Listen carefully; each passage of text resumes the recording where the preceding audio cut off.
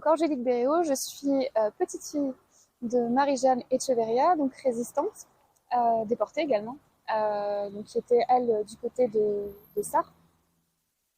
Donc la création de la place des femmes de la résistance à Bayonne, donc ça me touche personnellement puisque effectivement le parti pris ça a été de mettre l'accent sur le rôle des femmes dans la résistance pour une fois, puisque finalement on se rend compte qu'on a très peu parlé des femmes à cette époque de l'histoire en particulier. Voilà, donc, très peu de femmes ont été compagnons de la libération, très peu de femmes ont été médaillées en fait pour leur service dans la résistance. Donc je trouve que voilà, c'est intéressant de mettre l'accent sur ces femmes pour en quelque sorte enrichir l'histoire de la résistance en particulier. La deuxième chose qui me touche en tant que petite fille de résistante, c'est que c'est aussi un lieu de mémoire. Et je sais que c'est quelque chose qui tenait extrêmement à cœur des résistants, des témoins de cette époque, qui souhaitaient véritablement qu'on n'oublie jamais ce qui s'était passé, qu'on n'oublie pas non plus comment on en était arrivé en fait à ces horreurs. Voilà, quelles avaient été les étapes pour qu'on arrive à ce résultat.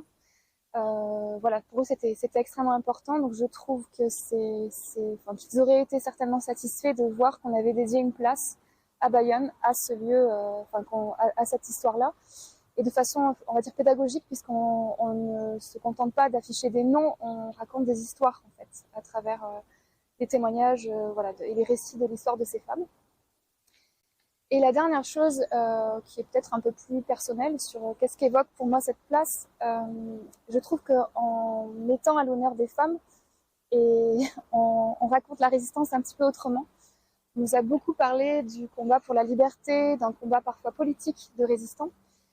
Et je trouve qu'à travers l'histoire de ces femmes, on voit autre chose, un autre regard de la résistance. C'est que la résistance pour moi, c'était aussi un combat pour la fraternité, peut-être d'abord et avant tout. Et on met, je trouve, plus l'accent sur les valeurs de la résistance. C'était d'abord et avant tout des personnes qui se sont insurgées contre une idéologie qui visait à considérer qu'on n'était pas tous égaux, que certains n'avaient même pas le droit de vivre. Et voilà, je trouve